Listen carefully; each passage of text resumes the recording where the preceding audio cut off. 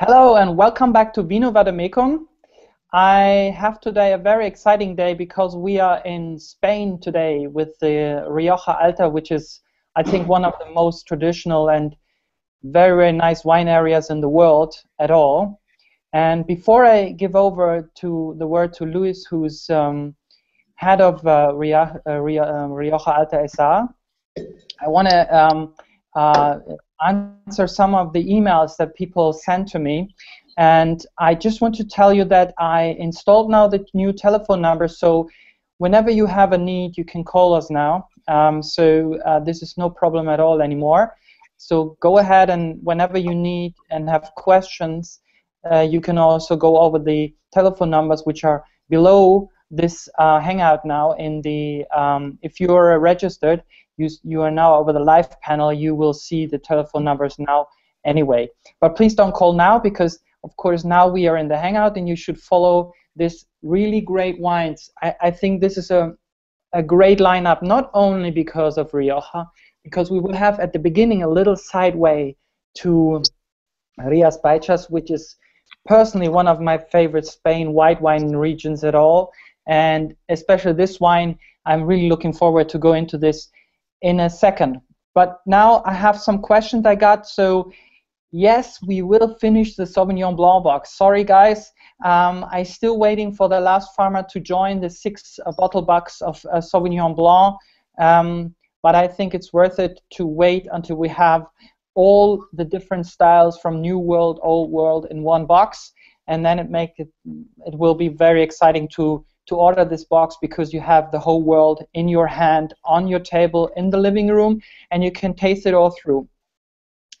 What can you expect in the next few hangouts? You know that I like the sideways. I have one very boutique winemaker from Serbia and one from Croatia, and I think it's very interesting to go to these areas because of the varietals. There are some totally unknown varietals that we will go through, and this is very exciting, and most of the people who know me know that I love Croatia especially, and I go there, and I'm married actually in Croatia, and on the island of Hvar, and I know what you can do with the local varietals, and I know some special guys who do that, and I'm very, very excited to have them here on Vino Vademecum to give you an insight about this kind of wines.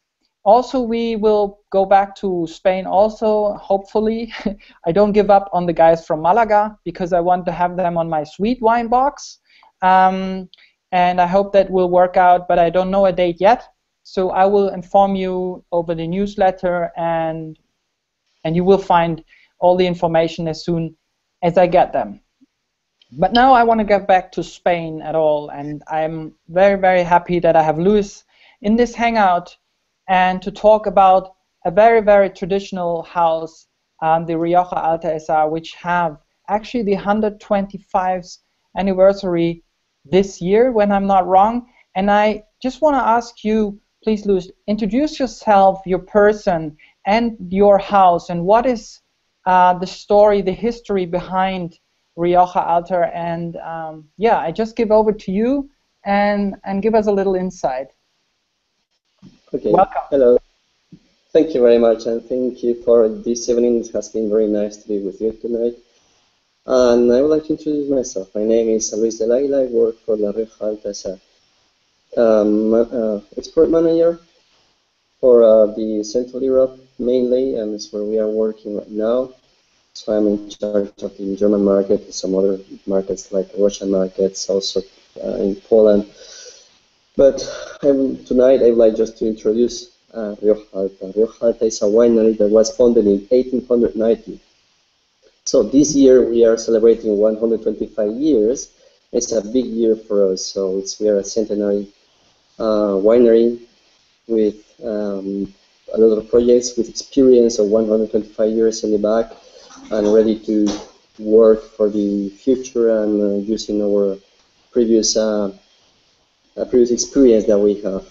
Rioja Alta dedicated its life practically making just reservas and grande reservas wines, as we know.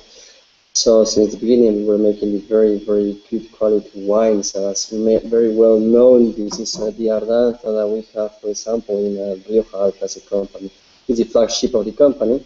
But we also, as a group, we are working also in 4 different years in Spain. So we are in Rías Baixas, present since 1998. We are also in Ribera del Duero. We are wineries after the name, and then we are back to Rioja with a different style of wines, more modern, more fruity wines. Is Torre de Oña. Torre de Oña belongs to Rioja Alavesa. So this is kind of different wines, but mainly we are working with the wines, the traditional wines that we have. This is what we are doing for 125 years already. But I read about the Rioja Alta SA that was found by a few families, right? Actually, Yeah. How was it actually going on? How did this actually started really? Can you say something about it? Yes, sure. The company was founded in 1890 by 5 families. They joined together the region around Rioja, in the Rioja region, around Aro. Aro, particularly, we can say that is the capital of the Rioja wines, whereas more of the we have a quarter, the train station quarter, where it's located right in Aro, and this is where maybe the most centenaries wineries are located, concentrated in just one place in the whole world. So 5 families joined, and they joined in 1890 and founded the company, the winery. Okay. And how big is your company? How can we see? I know that there are around 79 or 80 different wine things. And how many percentage of the Rioja Alta do you do, or what is your role inside this area? How can I imagine this by numbers when I would think about your company? Yes, also Rioja Alta is one of the companies very well known and very well established and around Rioja since 125 years, as we said before. So it was one of the first companies founded practically and creating this group that we know today as Rioja Alta. And yes, it's very well known. Practically there is just a few people, a few wineries making this kind of wine, like Reservas and Grandes Reservas, with a very long aging. For example, in the case of the 904, it has 4 years in American oak, and then this is the vintage 2004. It's the actual vintage. So if we can count, it has been 4 years until 2008 in barrels, and then bottled, and then we are talking about 6-7 years in bottled wine. Yeah. So this is characterized by Rioja Alta, and this is what we are doing today. Maybe we go into the regulation later on a little bit when we come to the wines, because this is the traditional way of Rioja. But we start maybe with the sideways. I find it very interesting that a house of yours that stands for high quality is doing a white wine in Rías Baixas. Tell something. Maybe we start with the first wine now. And tell us a little bit about how does it come that you got into Rías Baixas, and what is the idea behind it, and what can you say about the region, the varietals? What is about? I will show now the first wine, and tell us a little bit about this wine.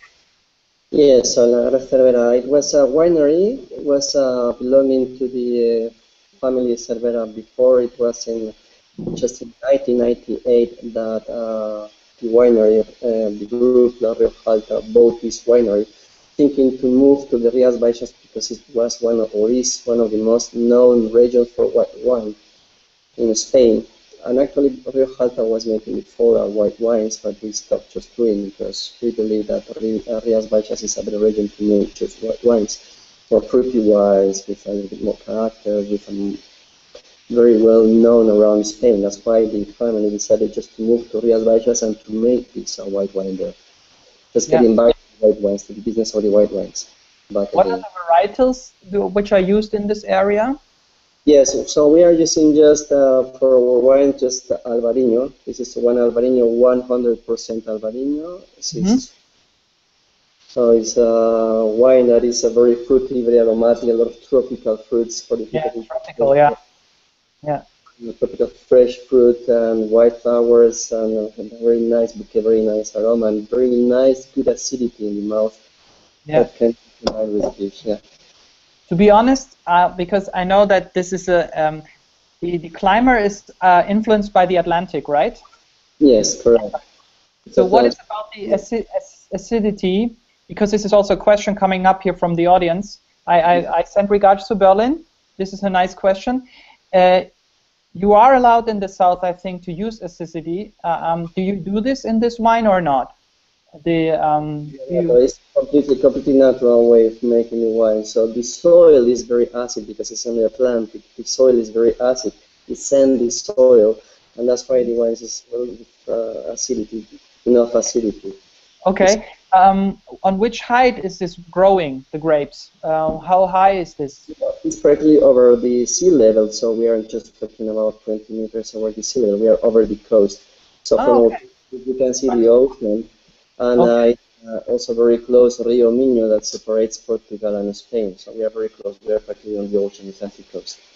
Wow. So this is what the play between cold and warm, right? That makes the character, because I think it's a very nice structured wine, and I feel the same. It's very tropical fruits in the nose.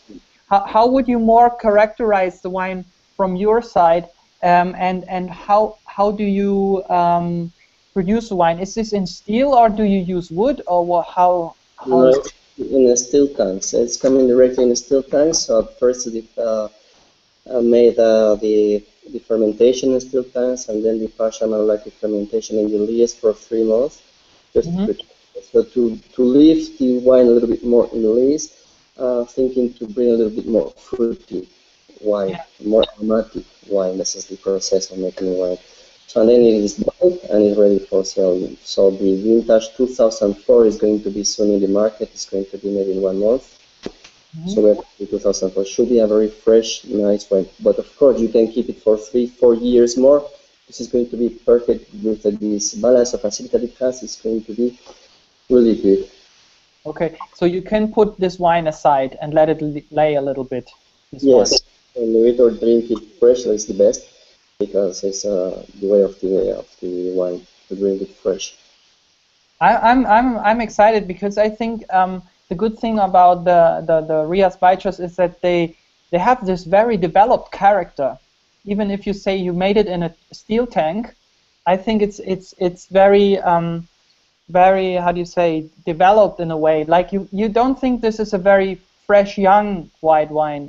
It's more really like you would say. I think it's due to the character of the grapes, of these variety grapes. So it gives this freshness and this balance of this body of the wine, and it has a lot of aromas that brings this sense that we are feeling right now. Yeah.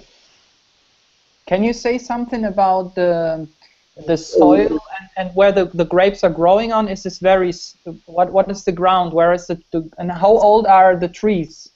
Yeah, so we are talking about 20 in average, 20 years in average. It's quite the way of putting the grapes and the wine jars is in a high position, around 170 centimeters, just to avoid some disease, because when the grapes or the vines are very or touching the soil, could cause some pollen, some disease. That's why it's in a higher position, because it's a very humid territory, very humid, because we are very close to the ocean.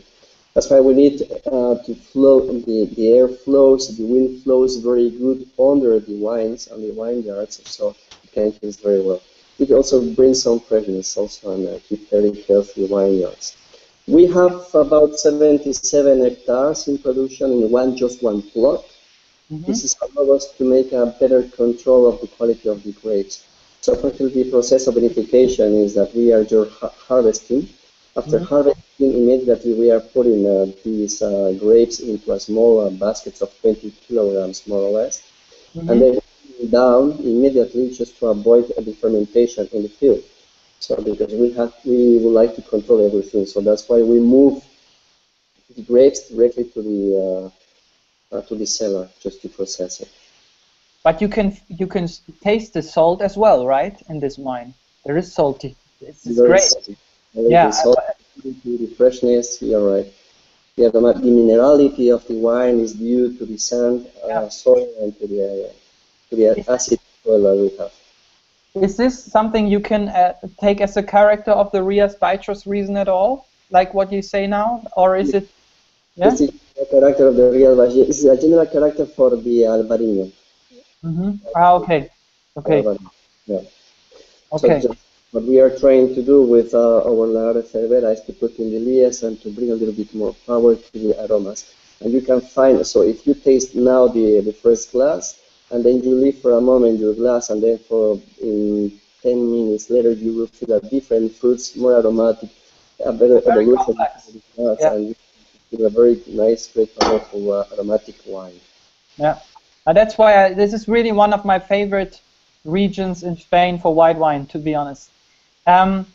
One inside question now, which doesn't have to do with the wine. This wonderful tasting room you're standing in, is this traditionally the old house, or where are you now? Explain to the. Is this a tasting room, or what is it? I'm right now in the entrance of the cellar, practically the winery. The offices are in the back, and here is our store where we are selling wine. So if you want to take a look of this, yeah, please. And you can see that we have all our wines here, and you can see around. Yeah. Modern style, all our wines are right here. Wow. Well, this is definitely worth a travel to come to you, Luis. Yeah, for sure. You're welcome. Yeah. But back to the wine, I got one question from Austria, actually. We experience a more development towards the white wine. So the people drink more white wine.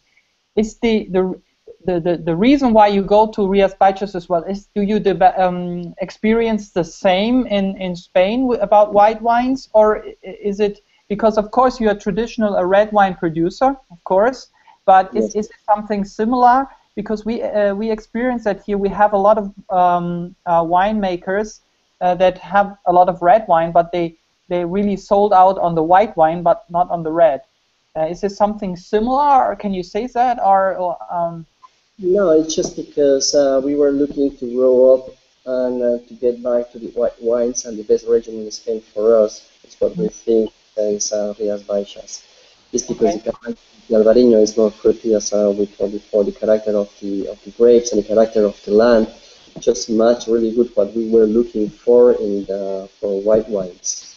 And actually, it's the most known region in Spain about white wines also. Yeah.